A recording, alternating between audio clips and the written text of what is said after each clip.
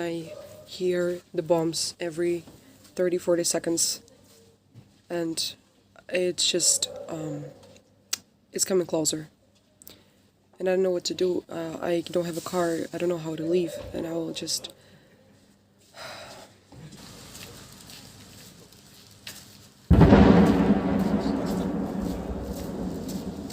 this kind of I hear all the time, and it's coming closer.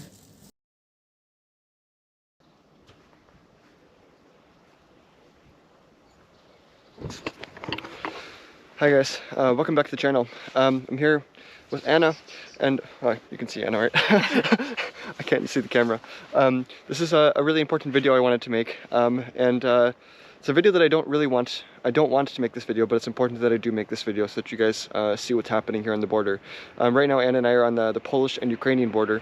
One of the only vehicles driving over in this area. As we look out this way, these mountains and everything that you see, this is all Ukraine. And the border crossing is technically right there. The birds, everything over the lake. And so the reason we come out here is it's really important for everybody to see what's happening to the refugees as they reach the border and what happens when they get spread out. Anna would agree with me that it's a really sensitive video to make because a lot of the people that are coming across, just like Anna herself when she came, that you go 3 days, 4 days without proper sleep and this kind of thing. And so the last thing you want is when you cross the border and you finally feel that safety, the last thing you want is somebody recording this tragic chapter of your life, because these are people that are coming with literally nothing. I mean, their entire life is in a plastic bag. So it's going to be, I want to show you guys what it's like, but it really straddles the line of what's possible to film, because fundamentally I think it's just very disrespectful to go out there and to film people in this moment of their life. So I'll try to show you from afar kind of what it's like. Over the last few days we've been going all over across the border, checking out the different spots of not only when the refugees enter the border region, the processing that happens, because now they're technically in European Union, but then also how they get split out into the points of help, and also then basically the fork in the road as to where their entire life goes from here, because it's all completely unknown for them.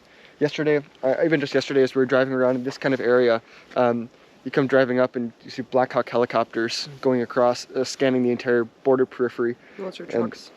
Yeah, military trucks and things like this. And so, and almost every vehicle is Ukrainian. Either there's people coming out, or it's trucks that are bringing humanitarian aid and all this kind of stuff. And so, it's borderline scary when you show up at a place like this, and when you're driving up on the road, you know what you're driving into this area. And when you see a helicopter like this, what used to be in your mind is seeing a helicopter and thinking like, oh, helicopters are cool and all this kind of stuff. They're really amazing pieces of machinery, but unfortunately we've only seen now the worst that this machinery can deliver. And that's instinctively what you think when you see these helicopters, is that it's going to start firing on you, or bombs are going to be dropping from it. And so the entire time in this area, your heart is always racing, because you never know what's going to happen. So we'll hop back in the car and we're going to keep going and check out some of the crossings, and then also the processing centers. So anything you'd like to add? Yeah, like I agree with everything what you said, totally, that we cannot film people, but we'll try to show everything we can just for you to understand what is really happening in the world right now. Yeah, so, okay, let's go.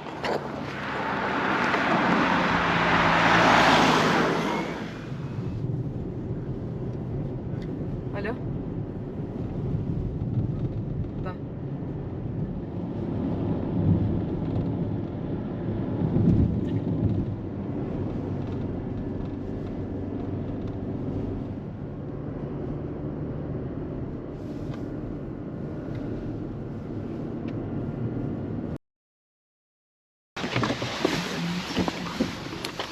Okay, so now I need my hat. 1 second. Now we've reached over on the proper the border. We're gonna go up here to the crossing in just a minute, but I was just driving by and I saw this is one of the small village crossings. You can still get the old the checkbox here, because this is actually literally the separation between like European Union. You see this European Union and then Ukraine. Yeah. It's actually really fascinating. Over there we have the Ukrainian flag, and this is what we're going to be going to, the refugee settlements that are up there. And I can just walk right around it. I can walk through it. You see the Ukrainian colored flag and then of course the Polish one, but the checkpoint. Very quiet, very relaxed. Okay, but the reason we're here is we're going back up to the refugee center. This is third one today or something like this. Second one? I don't know, I can't remember. It's third or fourth, I don't even remember. Yeah, Fourth, okay. I think. Yeah, so the idea in my mind of to show you how this all operates is to show you first a checkpoint to see where the refugees are coming across, and then how the roads fork and where they go. This is actually, this is the place we're going is actually the border crossing which I crossed. Okay, so now this border crossing, here, Anna, come on over. This is actually the border crossing that Anna went through. And so Anna, this is a good moment for her to explain kind of what her experience was like coming across the border. Yeah, so first of all, it took a lot of days for me to come here, and there were a lot of people crossing. We were staying there for all night just to cross the Ukrainian border, and we were, even though we felt safe and happy to finally cross the border, but at the same time we were going to nowhere. We didn't know what will wait for us the next moment, right? But we're still very happy to be here, and it's just how do you feel to come back to this place? Feel a bit weird. Feel weird because not because I'm on the border, over here, but just because I know the Ukraine is just right next to me, right? And even though I can go there, but at the same time I can't, right? Because I don't want to face any problems, and it is so sad that, you know, this is your own country, but you cannot go back over there for valid reasons. I cannot go back to my hometown, so it makes me feel sad, but at the same time I feel safe here and I'm happy about it.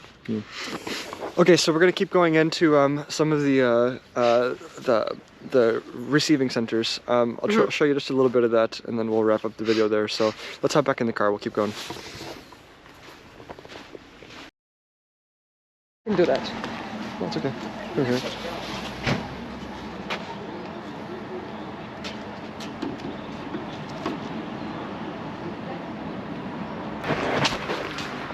Okay, so we're just leaving the refugee center over here as well, and this is the one over by Rzeszów, and the entrance kind of between here and Lviv, and this one is the biggest one by far. As you can see, it's just like a huge massive, it's like a warehouse. Almost. Yeah.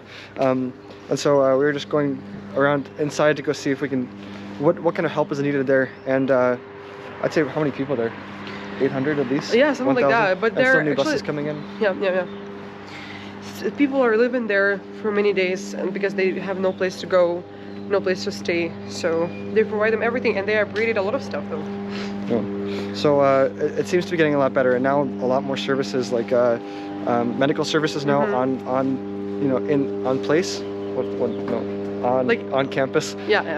Also representatives from the UK, from Finland to help arrange the paperwork and the visas to get going. So that's the kind of help that is needed. Someone like me would be helpful in helping to plan travel, helping people decide which buses, which train routes, and which area of Europe they would fit best in. So anyway, and so of course we have like 3,000 or so people here.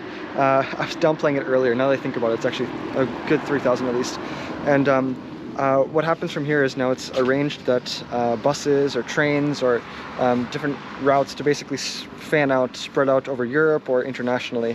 And Anna was saying, you know, even when she was in this experience going through it, that the bus will pull up and someone will come in and shout Berlin, Berlin, you know, Italy, and this kind of stuff. And everybody picks up their stuff, grabs their bag, and helps people on the bus. just randomly choose any country. They still don't know where to go, but someone just they choose the nearest bus which is coming, and they go inside and they just go straight to nowhere. And but they just like. That's probably the most important thing to convey, is that still, even once you get across the border and you kind of figure out, okay, I'm past Ukraine, it's a really big question mark, and the question marks never stop. Every fork in the road that you choose, it leads to 2 more questions down the road. So that's... you don't know where you're gonna stay, like, because you don't get this kind of information. You just go into the place, and then there are some volunteers tell you can stay this house for that long, you can stay that house and that long, and people try to get their life back, you know, like, and try to find a work to feed their family, because they understand it's not gonna last that long, right? So they have to somehow start a new life, like a new page, new book. Yeah, really. Yeah, so I think that's where we'll wrap it up. Like I said, we can go into a lot of details, but it's really important that you guys see this and understand what's going on for the people here.